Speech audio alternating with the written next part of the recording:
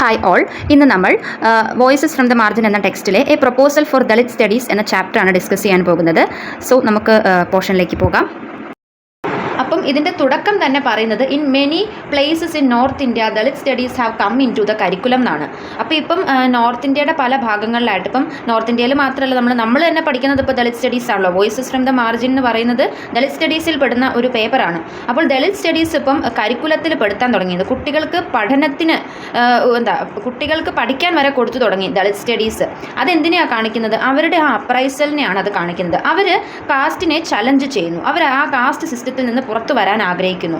അപ്പോൾ അവരെ പറ്റി മനസ്സിലാക്കണമെങ്കിൽ നമ്മൾ അവർ എഴുതിയ കാര്യങ്ങൾ തന്നെ വായിക്കണം, അല്ലേ? അതിനാണ് ദളിത് സ്റ്റഡീസ് കരിക്കുലത്തിൽ ഉൾപ്പെടുത്തുന്നത്. അതിനൊരു പ്രധാന പങ്ക് വഹിച്ച ഒരു ചിന്തകൻ, ആ ഒരു ഷെയ്പ്പർ ആരായിരുന്നു? ഡോക്ടർ അംബേദ്കർ ആയിരുന്നു. ഇൻഡിപെൻഡൻറ്റ് ഇന്ത്യയിലേക്കുള്ള തുടക്കക്കാരനായിട്ടാണ് ഇവിടെ ഡോക്ടർ അംബേദ്കറിനെ കണക്കാക്കുന്നത്.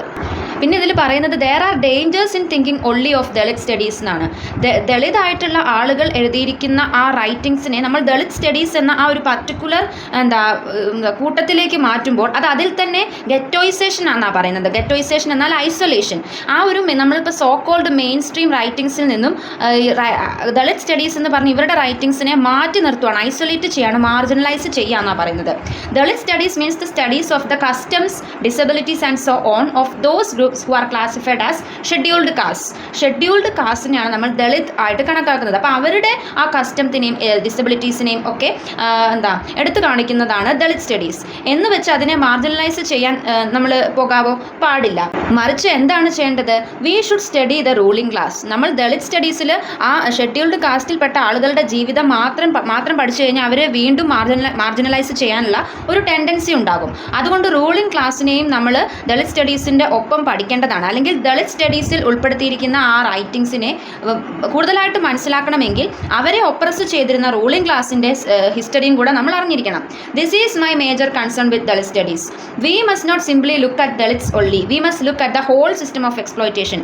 അവരെ എക്സ്പ്ലോയിറ്റ് ചെയ്ത ആ ഹോൾ സിസ്റ്റം, ആ ബ്രാഹ്മണിസം, അതിനെ മൊത്തത്തിലെടുത്ത് വേണം നമ്മൾ പഠിക്കാൻ. അല്ലാതെ ദളിത് സ്റ്റഡീസിനെ മാത്രം പഠിച്ചു കഴിഞ്ഞാൽ നമുക്ക് ദളിത് എന്ന ആ കോൺസെപ്റ്റ് മനസ്സിലാക്കാൻ പറ്റില്ലെന്നാണ് പറയുന്നത്. പിന്നെ ദളിത് എന്ന ആ ഒരു വാക്ക് പ്രൈമറിലി സിഗ്നിഫൈ ചെയ്യുന്നത് ഷെഡ്യൂൾഡ് കാസ്റ്റിനെ ആണെങ്കിലും അതിൽ വേറെ കുറച്ച് ഒപ്രസ്ഡ് ആയിട്ടുള്ള എല്ലാവരും അതിൽ പെടുന്നുണ്ട്. All those oppressed and exploited by the caste system. അതിൽ വിമൻ പെടുന്നുണ്ട്, ലോവർ കാസ്റ്റുകൾ പെടുന്നുണ്ട്. അങ്ങനെ ഒപ്രഷൻ അനുഭവിച്ചിരുന്ന എല്ലാവരും എന്തിൽ പെടുന്നുണ്ട്? ഈ ദളിത് എന്ന ആ വാക്കിൽ പെടുന്നുണ്ട്. അപ്പോൾ ഇവിടെ പറഞ്ഞു വരുന്നത് ദളിത് സ്റ്റഡീസിന് ഒറ്റയ്ക്ക് നിൽക്കാൻ പറ്റില്ല. അതിനെ മനസ്സിലാക്കണമെങ്കിൽ നമ്മൾ ആ ഹോൾ സിസ്റ്റം ഓഫ് എക്സ്പ്ലോയിറ്റേഷനെ പറ്റി അറിയണം. ഇത് റെക്കഗ്നൈസ് ചെയ്തത് the earliest manifesto of one of the first organisations to proudly take the name Dalit Panthers. Dalit പാന്തേഴ്സിൻ്റെ മാനിഫെസ്റ്റോസിലൂടെയാണ് ഇങ്ങനെ ഒരു ആവശ്യകത, അതായത് ഇങ്ങനെ ഹോൾ സിസ്റ്റം ഓഫ് എക്സ്പ്ലോയിറ്റേഷനെ പറ്റി പഠിച്ചാലേ ദളിതിനെ മനസ്സിലാക്കാൻ പറ്റുള്ളൂ എന്ന് എല്ലാവരും തിരിച്ചറിഞ്ഞത്. ദളിത് പാന്തേഴ്സിൻ്റെ മാനിഫെസ്റ്റോയിൽ എന്താ പറയുന്നത്? We do not want a little place in Brahmagalli, we want the rule of the whole land. ഞങ്ങൾക്ക് ഒരു ഹോൾ ലാൻഡ് ആണ് വേണ്ടത്, അല്ലാതെ ഒരു ലിറ്റിൽ പ്ലേസ് അല്ല വേണ്ടത്. ഞങ്ങളുടെ എക്സിസ്റ്റൻസിനെ കാണിക്കാൻ ഒരു ഹോൾ ലാൻഡ് തന്നെ ഞങ്ങൾക്ക് തരൂ, അല്ലാതെ ചെറിയ സ്ഥലത്ത് ഒതുങ്ങിക്കൂടാൻ ഞങ്ങളോട് പറയരുത്. അവർക്ക് ആ കാസ്റ്റ് സിസ്റ്റത്തിൽ നിന്ന് പുറത്തേക്ക് വരാനുള്ള ആ ഒരു ആഗ്രഹം, അവരുടെ ആ ഒരു വിഷനെയാണ് ഇവിടെ നമുക്ക് കാണാൻ പറ്റുക. The whole social system and the full history of society must be the object of study. അതുകൊണ്ട് തന്നെ സൊസൈറ്റിയുടെ മൊത്തത്തിലുള്ള ഹിസ്റ്ററി എടുത്ത് പഠിച്ചിട്ട് അതിനോടൊപ്പം വേണം ദളിത് സ്റ്റഡീസും കൊണ്ടുപോകാൻ. Dalit studies A focus on Brahmanism എന്ന് പറയുന്നതിലൂടെ ഉദ്ദേശിക്കുന്നത്, എപ്പോഴും നമ്മൾ ഇന്ത്യൻ ഹിസ്റ്ററിയെ എടുത്ത് നോക്കുകയാണെങ്കിൽ ഹിന്ദുയിസിങ് ഇന്ത്യൻ ഹിസ്റ്ററി ആൻഡ് സോഷ്യോളജി, അതാണ് നമുക്ക് കാണാൻ പറ്റുക. അതായത് അധികാരത്തിലിരിക്കുന്ന ആളുകളുടെ ഫേമസ് ആയിട്ടുള്ള റൂളിംഗ് ആയിട്ടുള്ള ആളുകളുടെ ചരിത്രം മാത്രമേ ചരിത്രത്താളുകളിൽ എഴുതി വെക്കാറുള്ളൂ. സോ കോൾഡ് മാർജിനലൈസ് ആയവരുടെയോ വിമൻ്റെയോ ചരിത്രമൊന്നും നമുക്ക് കൂടുതലായിട്ട് എന്തിൽ കാണാൻ പറ്റില്ല? ഇന്ത്യൻ ഹിസ്റ്ററി പരിശോധിച്ചാൽ കാണാൻ പറ്റില്ല. അപ്പോൾ ആ ഹിന്ദുയിസിങ് അല്ലെങ്കിൽ ആ ഹിന്ദുയിസം, ബ്രാഹ്മണിസം എന്ന് പറയുന്നതിൻ്റെ ഒറിജിൻ വേദിക് പീരീഡ് തൊട്ടുള്ളതാണെന്നാണ് പറയുന്നത്. ആ ഒരു വർണ്ണ അടിസ്ഥാനത്തിലുള്ള വേർതിരിവ്, വർണ്ണ സിസ്റ്റം, അത് പിന്നെ അതിൽ നിന്ന് അതിൻ്റെ ഒരു ഇമിറ്റേഷൻ ആയിട്ട് ഇപ്പോൾ നിലനിൽക്കുന്ന കാസ്റ്റ് സിസ്റ്റം, അതിനൊക്കെ വേദിക് പീരീഡ് തൊട്ടേ ഒരുപാട് 5000 വർഷങ്ങൾക്ക് മുൻപ് തൊട്ടേ ഉള്ളൊരു തരം ഡിവിഷനാണിത് എന്നാണ് പറയുന്നത്. അത്രയും കാലപ്പഴക്കമുള്ളൊരു ഡിവിഷനാണ് ഇപ്പോഴും ഇന്ത്യൻ സൊസൈറ്റിയിൽ നിലനിൽക്കുന്നത്. ആ അടിസ്ഥാനത്തിൽ ക്ലാസിഫൈ ചെയ്ത ഇന്ത്യൻ ഹിസ്റ്ററിയാണ് ഇപ്പോഴും ഹിസ്റ്ററി ആയിട്ട് എല്ലാവരും കണക്കാക്കുന്നത്. ആ ഒരു ഹിസ്റ്ററിയുടെ ബേസിസിലാണ് കാസ്റ്റ് ഹൈറാർക്കി ഒക്കെ നിലവിൽ വന്നത്.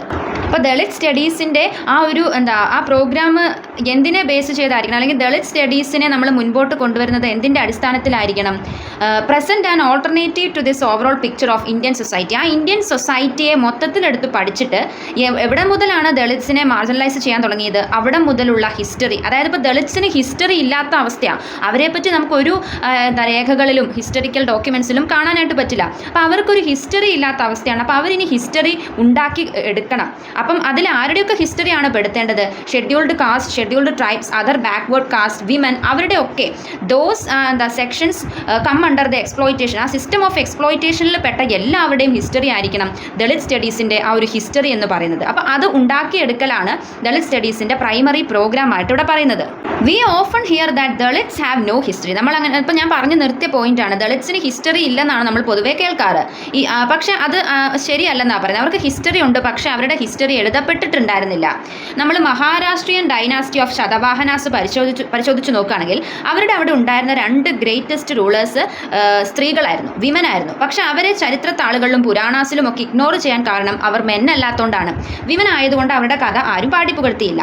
പിന്നെ ഇവിടെ പറയുന്നത്, പിന്നെ 4th സെഞ്ച്വറിയുടെ മുൻപ് വരെ ഹിന്ദു ടെമ്പിൾ ഒന്നും ഡിസ്കവർ ചെയ്തിട്ടുണ്ടായിരുന്നില്ല, അല്ലെങ്കിൽ ഹിന്ദു ടെമ്പിൾസ് ഒന്നും ഉണ്ടായിരുന്നില്ല. ഫസ്റ്റ് ടെമ്പിൾ എന്ന് പറയുന്നത് വേർ സ്മോൾ ശൈവ ടെമ്പിൾസ് ആണ്. അത് ഗുപ്തന്മാരുടെ കാലഘട്ടത്തിൽ ഉണ്ടായിരുന്നതാണ്. Big temples like Kailash cave and others were built in the 6th and 7th centuries.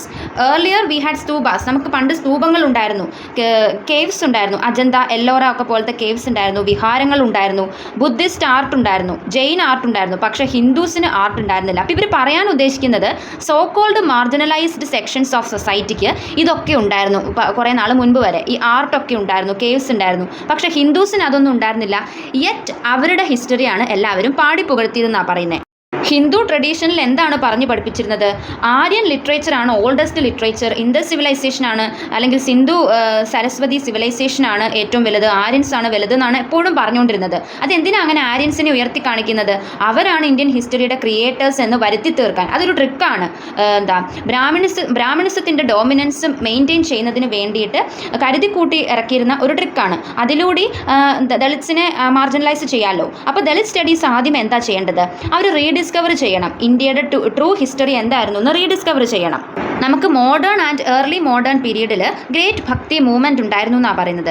Now bhakti is presented in Brahmanical Vaishnavism or Shaivism all in one piece, especially in south India. ഇപ്പോൾ അത് Brahmanism അല്ലെങ്കിൽ Brahmanical hegemony ആയിട്ട് മാറുകയാണ്. ഈ ഭക്തി മൂവ്മെൻറ്റും ബ്രാഹ്മണിക്കൽ ആണെന്ന് പറയപ്പെടുകയാണ് ചെയ്യുന്നത്. പക്ഷേ സത്യത്തിൽ നമ്മൾ അതിനെ രണ്ടായിട്ട് ഡിസ്റ്റിങ്വിഷ് ചെയ്യണം. ഈ ഭക്തി മൂവ്മെൻറ്റിനെ രണ്ടായിട്ട് തിരിക്കണം. അതിൽ ഫസ്റ്റ് എന്ന് പറയുന്നത്, അതായത് actually we have to make distinction between 2 trends. One was largely of the group of upper caste Bhaks. ഒരു ഗ്രൂപ്പിൽ അപ്പർ കാസ്റ്റ് ഭക്സിനെ പെടുത്തണം. അവിടെ ആരൊക്കെയുണ്ട്? Sants who established math or monastery like organisations, അവരൊക്കെയാണ് അതിൽ പെടുത്തുക. രണ്ടാമത്തെ ഗ്രൂപ്പിലാണ് റാഡിക്കൽ സാൻസ് വരുന്നത്. കബീർ, തുക്കാറാം, നാംദേവിനെയൊക്കെ പോലെയുള്ളവർ. Mirabai and Ramdev who had no institutional base and organisation but who challenged Brahmanism at all levels. അപ്പോൾ അവരാണ് ആദ്യത്തെ ആ ഒരു ദളിത്സിന് വേണ്ടിയിട്ടുള്ള ഫ്രീഡം ഫൈറ്റേഴ്സ് ആയിട്ട് നമുക്ക് പറയാൻ പറ്റുക. ബ്രാഹ്മണിസത്തിനെതിരായിട്ട് ആദ്യം ശബ്ദമുയർത്തിയത് ഈ രണ്ടാമത്തെ കാറ്റഗറിയിൽ പെടുന്ന ഭക്തി മൂവ്മെൻറ്റിൽ പെടുന്ന ആ വ്യക്തിത്വങ്ങളായിരുന്നു. They rejected the Vedas. അവർ വേദാസിനെ എതിർത്തു, പുരാണാസിനെ എതിർത്തു, ആൻഡ് ബ്രാഹ്മണിക്കൽ റിച്വൽസിനെ എതിർത്തു, and claimed knowledge on behalf of the people and wrote and sang in the vernacular. Common പീപ്പിളിൻ്റെ ലാംഗ്വേജിൽ അവർ എഴുതാൻ തുടങ്ങി, പാടാൻ തുടങ്ങി. വെർണാക്കുലർ എന്നാൽ ലോക്കൽ ലാംഗ്വേജ് എന്നാണ് അർത്ഥം. ആ ലാംഗ്വേജിൽ എഴുതുമ്പോഴത്തെ പ്രത്യേകത കോമൺ പീപ്പിളിനും അത് മനസ്സിലാക്കാൻ, ഫോളോ ചെയ്യാം, അവർക്കും ഒരു എഡ്യൂക്കേഷൻ കിട്ടുന്നതിന് തുല്യമാണ്. Kabir and Tukaram were part of the culture of the people. What happened with the revival of Brahmanism was that there were also appropriated. അപ്പോൾ അവരിൽ നിന്നാണ് ദളിത് മൂവ്മെൻറ്റിൻ്റെ തുടക്കം എന്നാണ് പറഞ്ഞു വരുന്നത്. എന്നിട്ടിവിടെ പറയുന്നു മോഡേൺ ഹിസ്റ്ററിയിൽ, അതായത് കൊളോണിയലിസത്തിൻ്റെ കീഴിലുള്ള ആ ഒരു ഇന്ത്യ നമ്മൾ നോക്കുകയാണെങ്കിൽ രാജാറാം മോഹൻ റോയ് ഒക്കെയാണ് ഇന്ത്യയുടെ ആ ഒരു എൻലൈറ്റൻമെൻറ്റിന് വേണ്ടിയിട്ട് നിന്നിരുന്ന വ്യക്തിത്വങ്ങളെന്നാണ് പറയപ്പെടുന്നത്. പക്ഷേ ശരിക്കും എൻലൈറ്റൻമെൻറ്റിന് വേണ്ടി പ്രയത്നിച്ചിരുന്ന true enlightenment was pioneered by Dalit Bahujan thinkers എന്നാണ് പറയുന്നത്. ആ ഒരു എൻലൈറ്റൻമെൻറ്റിന് വേണ്ടിയിട്ട് ശരിക്കും പ്രവർത്തിച്ചിരുന്നത് ദളിത് ബഹുജൻ തിങ്കേഴ്സ് ആണെന്ന്. ആരൊക്കെ? ഭുലെ, പിന്നെ മങ്കുറാം, അങ്ങനെ ഒരുപാട് പേരുടെ പേര് ഇവിടെ കൊടുത്തിട്ടുണ്ട്. അംബേദ്കർ വരെ എത്തി നിൽക്കുന്ന ആ വ്യക്തിത്വങ്ങൾ, അവരാണ് ഇതിൽ പൂർണ്ണമായും പങ്കാളിത്തം വഹിച്ചിരുന്നത്. These thinkers not only challenged the British, അവർ ബ്രിട്ടീഷിനെ മാത്രമല്ല എതിർത്തത്, മറിച്ച് ബ്രാഹ്മണിക്കൽ ട്രഡീഷനെ മൊത്തത്തിലാണ്. അങ്ങനെ എതിർക്കുന്നതിലൂടെ ഇവർ ആ ഒരു റെസിസ്റ്റൻസ് അല്ലെങ്കിൽ ആ മെയിൻ സ്ട്രീമിലേക്ക് വരാനുള്ള ആഗ്രഹം ഇവരിൽ നിന്നാണ്. അതായത് ബഹുജൻ തിങ്കേഴ്സ്, ദളിത് ബഹുജൻ തിങ്കേഴ്സ് മുതലാണ് ആ ഒരു ദളിത് അപ്രൈസലിൻ്റെ തുടക്കമെന്നാണ് പറയുന്നത്. അടുത്തതായി ഇവിടെ ശ്രമണാസ് എന്താണെന്നാണ് പറയുന്നത്. ശ്രമണ എന്നാൽ എന്താണെന്ന്. The resistance to caste system has taken place from the beginning when the Shramana tendency fought the social structure and ideology of emerging Brahmanism. The Shramanas included Buddhist, Jains, materialist and other sects rejecting Brahman authority, the authority of the Vedas and varnashrama dharma. This was why they were considered heretical. അപ്പോൾ ശ്രമണ എന്നാൽ more emphasis on karma than rituals എന്ന് വിശ്വസിക്കുന്ന ആളുകളാണ്. സംസാര is full of suffering, അങ്ങനെയൊക്കെയാണ് അവർ കണക്കാക്കുന്നത്. അപ്പോൾ അവരെന്താ ചെയ്തത്? അവരിൽ ബുദ്ധിസ്റ്റുകൾ ഉണ്ടായിരുന്നു, ജെയിൻസ് ഉണ്ടായിരുന്നു, മെറ്റീരിയലിസ്റ്റ് ഉണ്ടായിരുന്നു. അവർ ഈ ബ്രാഹ്മണിസ്റ്റ് ഹെജ്മണി അല്ലെങ്കിൽ ബ്രാഹ്മണിസ്റ്റ് അതോറിറ്റിക്കെതിരെ ശബ്ദമുയർത്തി. വേദാസ്, പുരാണാസ്, വർണ്ണാശ്രമ ധർമ്മ അതിനെതിരെ ആയിട്ടൊക്കെ ശബ്ദമുയർത്തിയിരുന്നത് ഈ ശ്രമണാസാണ്. അപ്പോൾ അവരുടെ വരവോട് കൂടിയിട്ടാണ് കാസ്റ്റ് സിസ്റ്റത്തിനൊരു റെസിസ്റ്റൻസ് ഫീൽ ചെയ്യാൻ തുടങ്ങിയത്. പിന്നെ ഇസ്ലാം in India has also had A mixed history. ഈ ദളിത്സിൻ്റെ ഹിസ്റ്ററി പോലെ തന്നെ ഇന്ത്യയിൽ ഉണ്ടായിരുന്ന ഇന്ത്യയിൽ ഉണ്ടായിരുന്ന അല്ല ഇപ്പോഴും ഉള്ള ഇസ്ലാം മതവിശ്വാസികളുടെ ഹിസ്റ്ററിയും മിക്സഡ് ഹിസ്റ്ററിയാണെന്നാണ് പറയുന്നത്. അപ്പോൾ ഇസ്ലാമിലും ഈ ഒരു കാസ്റ്റ് സിസ്റ്റം പ്രിവെയിൽഡ് ആയിരുന്നു എന്നാണ് പറഞ്ഞു വരുന്നത്. Low caste who adopted Islam retained their low status. They were Julahas like Kabir, Pinjaris like Dadu and so on. പിന്നെ ഇവിടെ പറയുന്നത് Muslim kings often enforced varnashrama also and by class inequality in the Muslim community. അതൊക്കെ Muslim കമ്മ്യൂണിറ്റിയിലും ഉണ്ടായിരുന്നു. അപ്പോൾ ഹിന്ദുയിസത്തിൽ മാത്രമല്ല ഏതൊരു religion നമ്മൾ എടുത്താലും അവിടെ ഈ കാസ്റ്റ് സിസ്റ്റം പ്രിവെയിൽഡ് ആയിരുന്നു എന്നാണ് ഇവിടെ പറയാൻ ശ്രമിക്കുന്നത്. അടുത്തതായി ദളിത് സോഷ്യോളജി ആൻഡ് എക്കണോമിക്സ് ആണ് ഇവിടെ പറയുന്നത്. One of problems of sociology of India is that people are discouraged to study caste, especially the caste system. ഇന്ത്യയിൽ കാണപ്പെടുന്ന ഒരു പ്രക്രിയയാണ് എന്താണ്, കാസ്റ്റ് സിസ്റ്റത്തിനെ പറ്റി പഠിക്കാൻ സമ്മതിക്കാതിരിക്കുക അല്ലെങ്കിൽ അതിന് ഡിസ്കറേജ്മെൻറ്റ് കൊടുക്കുക. കാസ്റ്റിനെ പറ്റി ഒന്നും പഠിക്കേണ്ട ആവശ്യമില്ല എന്ന് പറയാം.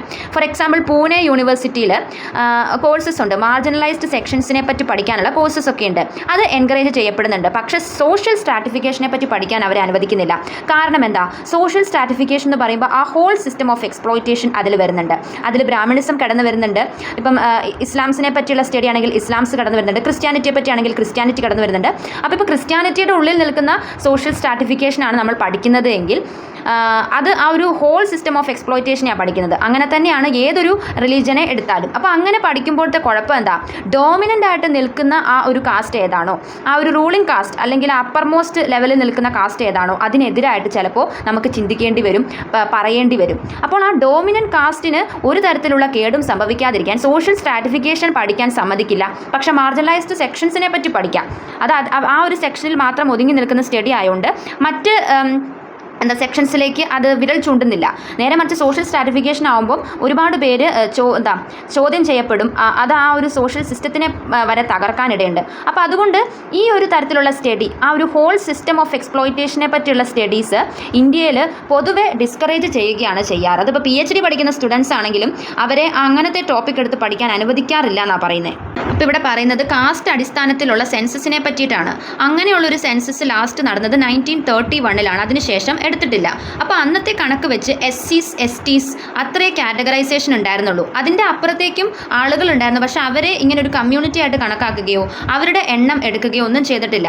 പിന്നെ റീസെൻ്റ് ആയിട്ട് നടന്ന നാഷണൽ സാമ്പിൾ സർവേയുടെ ഭാഗമായിട്ടാണ് OBC എന്നൊരു കാറ്റഗറി തുടങ്ങിയത്. But the rest is put into one broad category called others. എന്നിട്ടും കുറച്ച് പേരെ അതേഴ്സ് ആയിട്ട് നിർത്തിയേക്കും. അപ്പം OBC ആണ് അതർ ബാക്ക്വേർഡ് കാസ്റ്റ്. അപ്പോൾ ഈ SCs STs കഴിഞ്ഞ് വീണ്ടും കമ്മ്യൂണിറ്റീസ് ഉണ്ട്. അവരെ അതറായിട്ട് കാണാനുള്ള ഒരു ടെൻഡൻസി, ആ സെൻസസിലുള്ള ആ ഒരു ടെൻഡൻസിയെ പറ്റിയിട്ടാണ് പിന്നെ പറയുന്നത്. അങ്ങനത്തെ ഒരു സോഷ്യൽ ലെവൽ ഓഫ് ഇനീക്വാളിറ്റി ഇവിടെ കാണുന്നുണ്ട്. പിന്നെ ഇവിടെ ഇന്ത്യൻ എക്കണോമിയെ പറ്റിയാണ് പറയുന്നത്. ഇന്ത്യൻ എക്കണോമി നമ്മൾ നോക്കുകയാണെങ്കിൽ ഇപ്പോഴും അധികാരത്തിലിരിക്കുന്നത് അപ്പർ കാസ്റ്റാണ്. അപ്പർ കാസ്റ്റ് ഡോമിനേഷനാണ് എക്കണോമിക്സിൽ നമുക്ക് കാണാൻ പറ്റുക. ലെഫ്റ്റിസ്റ്റ് സ്കോളേഴ്സ് റെക്കഗ്നൈസ് ചെയ്തൊരു പ്രോബ്ലമാണ്, അതായത് problem of class and poverty.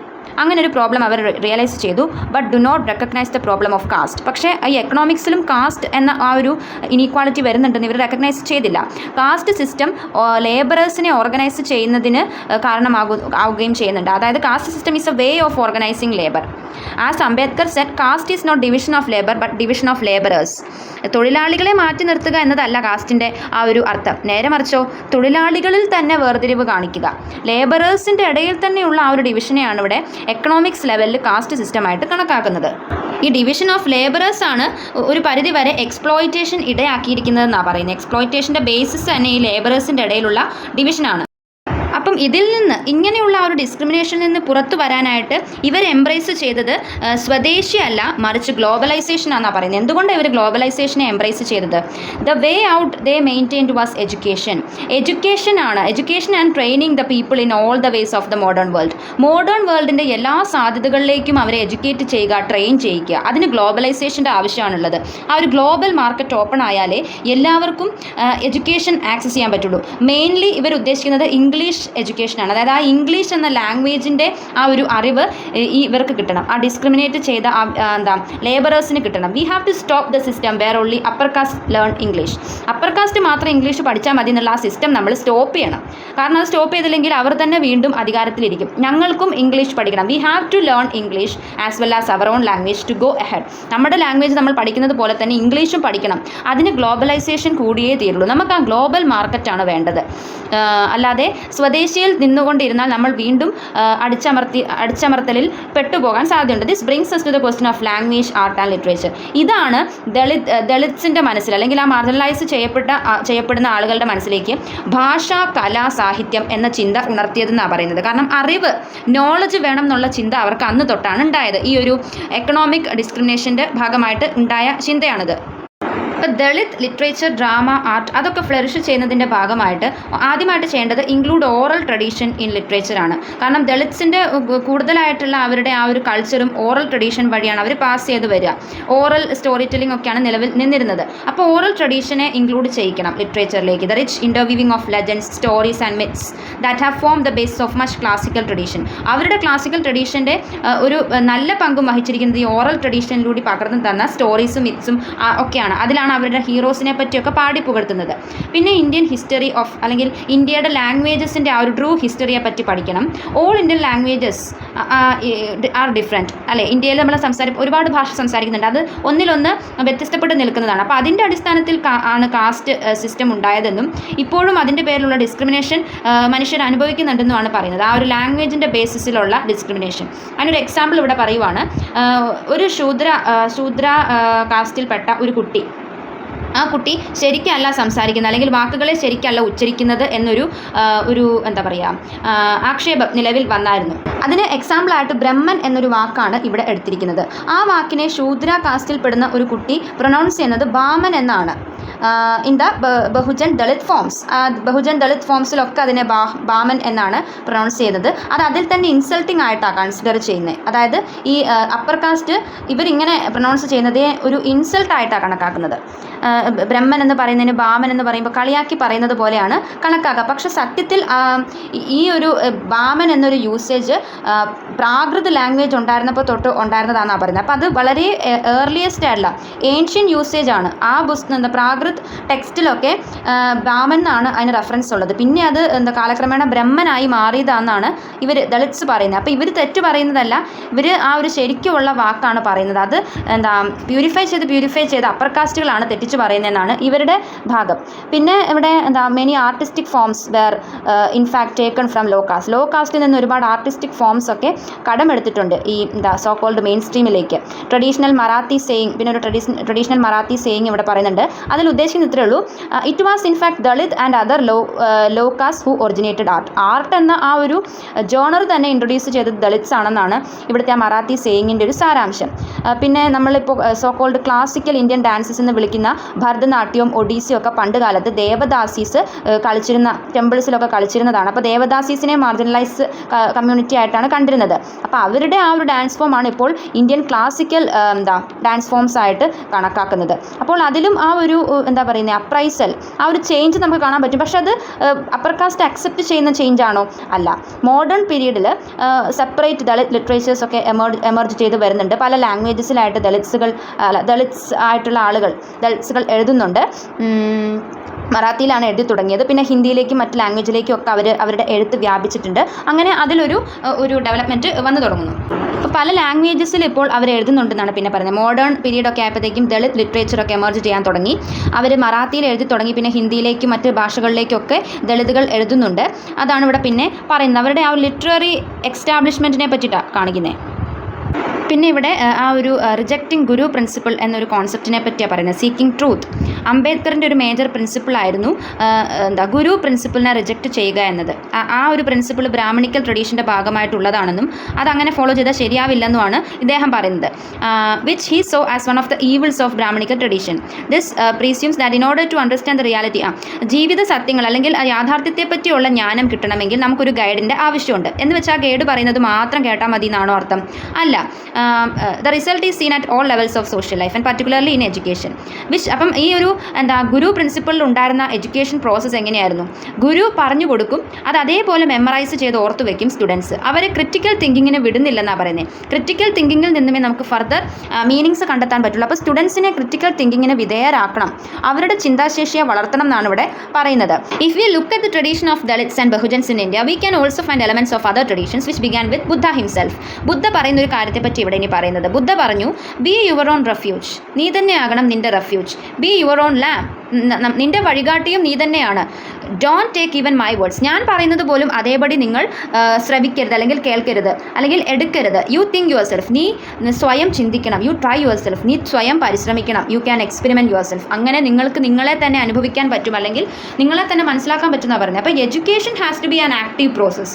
അതിൽ ആ ഒരു കുട്ടിയുടെ തിങ്കിങ് കപ്പാസിറ്റിയെ വളർത്തണം. അങ്ങനെ വളർത്തിയാൽ മാത്രമേ എന്തുണ്ടാവുള്ളൂ? Raise questions about life, society and nature. അങ്ങനെ ക്വസ്റ്റ്യൻ ചെയ്യാൻ തുടങ്ങിയാലേ ഈ കാസ്റ്റ് സിസ്റ്റത്തിനൊക്കെ ഒരു അറുതി വരുള്ളൂ. ഇതെന്താണ് അങ്ങനെ, ഇത് ശരിയല്ല, തെറ്റാണ്, അങ്ങനെ ഒരു കുട്ടി പറഞ്ഞു തുടങ്ങിയാൽ ആ ജനറേഷൻ മൊത്തത്തിൽ മാറും. അത് ഒരു നല്ല നാളേക്ക് കാരണമാകും എന്നൊക്കെ പറഞ്ഞാണ് ഈ ചാപ്റ്റർ തീരുന്നത്. ഒരു ബ്രീഫ് സമ്മറി ആയിരുന്നു.